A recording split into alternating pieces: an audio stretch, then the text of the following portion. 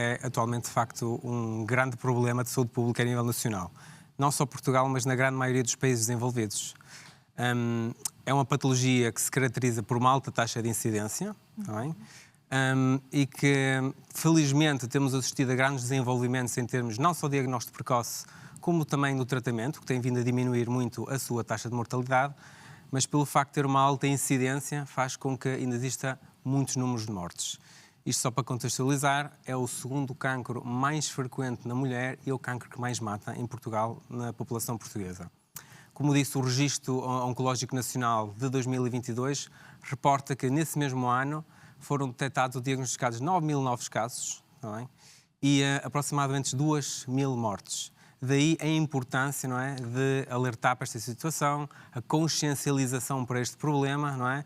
Porque, de facto, há medidas que nós podemos tomar para tentar melhorar estes números. E não quer demais falar também sobre este assunto e passar aqui algumas ferramentas essenciais. No entanto, assistimos também, nos últimos tempos, a um aumento na incidência de cancro da mama entre mulheres jovens. Existe alguma explicação? Sim, não diretamente. Então, relativamente aos fatores de risco do cancro da mama, o principal deles é ser-se mulher, não é?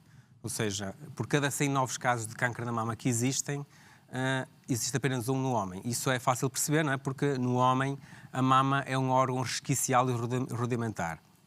Outros dos fatores de risco, a idade, também, ou seja, à medida que a idade vai avançando, a incidência do cancro também vai aumentando. Felizmente, antes dos 30 anos é uma patologia rara, ok? Os cancros diagnosticados antes dessa idade são raras. Entre os 30 e os 50 são pouco frequentes, mas esse número tem vindo a aumentar e a grande incidência que se verifica é, de facto, nas populações mais avançadas, ou seja, dos 50 anos em diante. As pessoas podem pensar, chegamos à década dos 70, de 80, o cancro desaparece? Não, nessa idade também são altamente incidentes. Em relação à questão particular do porquê de aumentar essa incidência, pensa-se que possa ser multifatorial.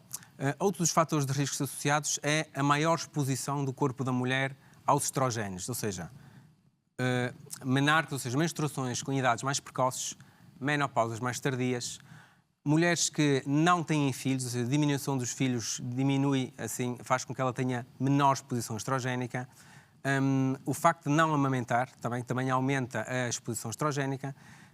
E depois, além disso, existe também depois os fatores das sociedades ocidentais, ou seja, aqueles nossos comportamentos de o aumento da incidência do alcoolismo. Sabemos que o alcoolismo por si só, a toma de 10 gramas por dia ao longo dos anos, pode aumentar até 20% a incidência do cancro da mama, o sedentarismo, a obesidade, o tabagismo, ou seja, existem aqui componentes multifatoriais e alguns fatores deles característicos das populações mais desenvolvidas que nos pensamos que possam estar a levar então ao aumento da incidência nessas idades mais jovens. Claro. E o fator genético, que peso atribuímos à predisposição genética? Então, relativamente à genética, há que distinguir aqui dois componentes. Uma delas é o facto de nós termos alguns familiares, não é? Familiares em primeiro lugar, diretamente envolvidos e que possam ter cancro da mama. Isso por si só faz com que o meu risco basal de ter cancro da mama aumenta, ok? Comparativamente a alguém que não tenha um familiar direto. E depois entra uma componente da chamada alteração genética, tá bem? As alterações genéticas são responsáveis por aproximadamente 5 a 10% dos casos. Quando falamos das alterações genéticas, falamos daqueles casos que muita gente deve conhecer, o chamado gene da Angelina Jolie, ou seja, os BRCA1, BRCA2 e outros genes, que por si só aumentam em muito o fator do risco. Mas isso é uma população à parte, ou seja, hoje em dia existem protocolos de incidência ou cancros que surgem em idades jovens, tá bem? É nessas situações que nós fazemos o estudo genético. E na eventualidade de detectarmos esses genes, essas próprias populações também acabam por ter um rastreio mais individualizado. Por exemplo, uma mulher que tenha esse gene alterado, o BRCA1, BRCA2, tem um risco de desenvolvimento de cancro da mama até aos 70 anos de 80%. Ou seja, é mais provável que tenha do que não o ter. Claro. E essa população, depois tomamos medidas, digamos assim, de precaução ou preventivas especiais, sejam elas cirúrgicas, seja ela uma vigilância mais apertada. Por falar em rastreio, Sr. Doutor, a idade mínima para o rastreio do cancro da mama também vai ser reduzida, dos atuais 50 para os 45. É uma boa notícia também. É uma excelente notícia, isso é uma excelente notícia. De facto, é importante passar a mensagem que o fundamental para melhorarmos, digamos assim, os números relativamente à incidência, à mortalidade do cancro da mama, é o rastreio. Isto porque a grande diferença do rastreio, ou seja, para quem não sabe, o rastreio atualmente é realizado na população portuguesa, nas mulheres entre os 50 e os 69 anos, 2 em 2 anos fazem uma mamografia, são vocadas para isso, é implementado pela Liga Portuguesa contra o Cancro. E o objetivo do rastreio não é preventivo, ou seja, é uma prevenção secundária, ou seja, é detectar o cancro numa idade mais precoce, numa fase mais precoce, na altura em que ele ainda não é palpável. E isso faz toda a diferença. Por exemplo, o caso de um cancro que é diagnosticado com 1 centímetro, que é assintomático. Muitas dessas situações, em termos de sobrevida, nós falamos assim, em termos de tratamentos de sobrevida há 5 anos, podem ser superiores a 97%. Se detectarmos, por exemplo, um cancro que já tem 3, 4 centímetros, que já tem uma muito maior probabilidade de metastização, já estamos a falar de uma taxa de sobrevida aos 5 anos de 10 a 15%. Ou seja, faz toda a diferença nós rastrearmos as mulheres para detectar o cancro numa fase muito mais precoce. Ou seja, não evita que nós não tenhamos, mas diagnosticamos numa idade muito mais precoce. E essa alteração que vai haver em relação ao rastreio, ou seja, é uma norma que vai ser agora publicada pela DGS e acho que até já vai ser operacionalizado pela Liga a partir do ano 2025, vai um bocadinho ao encontro de uma diretiva europeia que já foi aplicada há 2 anos para alargar a idade de rastreio. Isto porquê? Vai em conta aquilo que tinha falado inicialmente, está-se a detectar uma cada vez maior incidência em idades mais jovens, por isso está-se a alargar o rastreio para começar nos 45 anos em vez dos 50 e, por outro lado, também alargá-lo, ou seja, o cancro da mama não desaparece depois dos 70 anos, por isso o rastreio também nestas idades vai ser alargado dos 69 para os 74 anos, o que é uma excelente notícia, como é óbvio. Mas aqui também é importante que as pessoas também adiram ao rastreio. Isso é uma mensagem fundamental. Era isso mesmo que eu ia perguntar. Há menos resistência das senhoras em aderirem ao rastreio, como existia há alguns anos? Sim, ou seja, nós temos verificado nas nossas consultas que a grande maioria dos casos que nos têm chegado agora, felizmente não são aqueles em que os tumores são detectados através da autopalpação ou de outras alterações em que o tumor já tem uma fase um bocadinho mais avançada, mas sim a maioria já nos está a chegar em situações em que o tumor não é palpável, ou seja, é através do rastreio. Para isso têm contribuído as campanhas de sensibilização, o Outubro Rosa. Por isso nunca é demais falar desta patologia, uma vez que se toda a população aderisse a este rastreio, nós conseguimos evitar, digamos assim, uma elevada taxa de mortalidade associada a ele. Claro. Alguns fatores de risco não são modificáveis. Pergunto também o que é que nós podemos fazer para evitar o seu desenvolvimento. Ir ao rastreio, portanto, é obrigatório. A mensagem fundamental é obrigatório. É o rastreio, não é? O rastreio que nós temos atualmente implementado, não é? Que vai ser alargado. Pois, em segundo lugar, o rastreio é pensar em base populacional, mas não olha em casos individuais. Se eu, pessoalmente, souber que tenho familiares, em primeiro lugar, com cancro da mama, não é? Devo procurar ajuda, ou seja, um aconselhamento, na medida em que o meu risco basal pode ser maior do que a população em geral, porque o rastreio está pensado para a população na sua totalidade. E o meu rastreio pessoal, ou seja, o meu risco pessoal, pode ser um bocadinho mais elevado pelo facto de eu ter vários familiares afetados com cancro da mama. Então, nessas situações, o que é que eu posso fazer? Posso falar com o meu médico, está bem? E há ferramentas atualmente de reavaliação de risco, ou seja, modelos de risco computacionais, em que nós pomos as várias variáveis da pessoa, metemos, por exemplo, os familiares afetados, e isso diz-nos um risco dessa pessoa vir a desenvolver cancro da mama. E através disso, em vez dessas senhoras que nós verificamos que tenham um risco acrescido de fazer o rastreio de 2 em 2 anos, podemos encurtar o rastreio para ser, por exemplo, anual. Podemos encurtar o rastreio em termos de idade, ou seja, em vez de começar aos 50 ou aos 45 anos, tenho pacientes, por exemplo, têm familiares afetados aos 45, nessas situações podemos antecipar o rastreio para os 40 da mamografia e há certas situações em que podemos antecipar ainda mais, ou outra vez antes dos 40 com a ecografia mamária, ou em certas situações particulares até alargar o tipo de exame de rastreio através de outros exames, nomeadamente de ressonância magnética. Já que estamos a falar no rastreio, em que consiste este rastreio?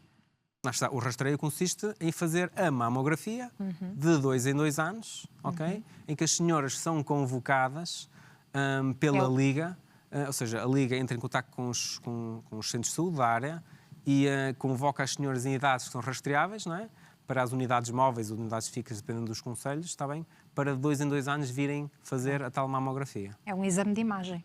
Sim, é um exame de imagem. Isso mesmo. Onde é possível detectar um nódulo, por exemplo, um tumor? O que esse exame faz é isso, ou seja, esse exame é uma mamografia que depois é avaliada por 2 radiologistas que, através dessa imagem, veem se existe alguma alteração que possa ser suspeita.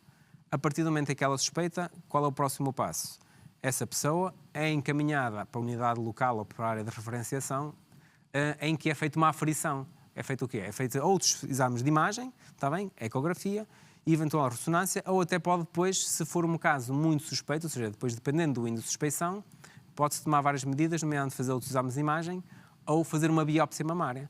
E depois, através dessa biópsia mamária, sabemos se de facto estamos ou não estamos perante um cancro da mama. Esse é um momento de muita tensão, muita ansiedade para as senhoras, não é? Até saberem se de facto há o diagnóstico ou não. Sim. Imagino que sim. Também porque este pode ser um cancro assintomático nas fases iniciais. Sr. Doutor, o que é que nós também podemos fazer? A autopalpação, por exemplo, pode ajudar? Conhecermos melhor o nosso corpo? Isso é importante, mas hoje em dia, mais do que a autopalpação, o que está recomendado é o chamado breast awareness. O que é que isto significa? As mulheres terem noção de como são as suas mamas. Isto porquê? Toda a mulher vê-se nua, sabe como é o contorno da sua mama, todos os dias ao tomar banho passa a mão na mama, ou seja, mais do que fazer propriamente uma palpação exagerada naquela fase específica do mês, a mulher deve ter consciência de como são as suas mamas para, tá, de manhã, olha-se ao espelho, vê que há uma alteração no contorno da mama, vê que há uma retração, vê que o mamilo está um bocadinho diferente, ou ao passar a mão, ao tomar banho, por exemplo, vê que existe uma alteração no contorno. Isso são tudo alterações que devem fazer procurar o seu médico para procurar se existe alguma patologia maligna associada a isso. Ou seja, mais do que a própria autopalpação, é ter esta consciência de como são as suas próprias mamas. Em relação ao tratamento, a que é que temos assistido? Que tipo de evolução temos assistido nos últimos tempos? O tratamento de cancro da mama é imenso. Temos assistido a progressão em termos de evolução de tratamento fenomenais. O tratamento de cancro da mama é multifatorial, existem vários braços. A cirurgia, que é o mais conhecido, a quimioterapia, não é? Temos depois a radioterapia, a chamada hormonoterapia e depois as terapêuticas-alvo, ou seja, isto é um tratamento muito complexo. O cancro da mama não é apenas uma entidade, ou seja, ele caracteriza-se por vários fatores. Sempre que é decidido um tipo de tratamento, ele é baseado em vários componentes, nomeadamente a idade, as comorbilidades, o tipo de tumor. Quando digo tipo de tumor, o tumor é analisado em termos histológicos para saber alguns receptores que possa ter, alguns marcadores, que isso por si só faz com que o terapêutica seja direcionada especificamente para essa paciente. O tratamento relativamente ao cancro da mama, atualmente, é realizado numa chamada consulta de grupo. O que é que consiste essa consulta? É uma consulta multidisciplinar, em que se reúnem os cirurgiões da mama, o oncologista, o radioterapeuta, o colega da anatomia patológica, onde fazem uma reunião, avaliam todos estes fatores e, consoante estes fatores, fazem, digamos assim, a seleção de um tratamento ótimo para aquela paciente, que pode passar apenas por um destes braços anteriores que eu falei, ou por uma conjugação de vários fatores. Só para ter uma noção, tanto em relação a qualquer um destes braços terapêuticos, existem mais de 300 combinações diferentes de tratamentos que nós podemos fazer para o tratamento de uma pessoa com cancro da mama. Ou seja, o tratamento não é igual para todos, é sempre individualizado e direcionado. E daí a importância também das consultas multidisciplinares. Isto porquê? Todas as semanas saem fármacos novos, há evoluções novas, há evidências novas que por si só alteram o tipo de terapêutica que nós fazemos, que semana após semana acrescentam sobrevida, ou seja, fazem com que a pessoa possa viver cada vez mais anos sem a doença. Por isso a evolução é o que eu digo, é semanal. É quase semanal. E adequa-se também às necessidades da pessoa que está a acompanhar e a tratar, portanto, na base da medicina personalizada? Com certeza, com certeza. É o que eu digo, é completamente diferente. Um tumor com as mesmas características tratado numa pessoa, numa jovem de 20, 30 anos, não é? Ou numa senhora, por exemplo, de 80 anos, não é? Ou seja, a nossa agressividade perante o tumor também vai depender da pessoa com quem nós estamos, não é? Ou seja, numa pessoa de maior de idade, oferecer-lhe uma quimioterapia, por exemplo, tem que ser um caso muito relacionado, não é? Porque estamos a falar de tratamentos também muito agressivos para o organismo, não é? Já numa jovem de 20, 30 anos, não é? Nessas situações, nós damos, digamos assim, um tratamento mais agressivo para, como é óbvio, o objetivo é ser sempre curativo nessas situações.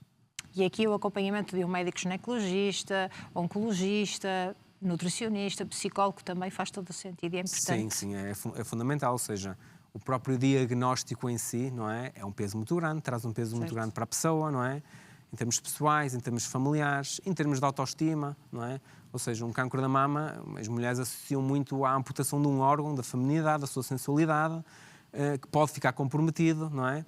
E todas estas vertentes têm que ser levadas em consideração. E lá está, a nutrição, a psicologia, tal. Ou seja, o tratamento é multimodal, não é? E todas as especialidades devem estar envolvidas.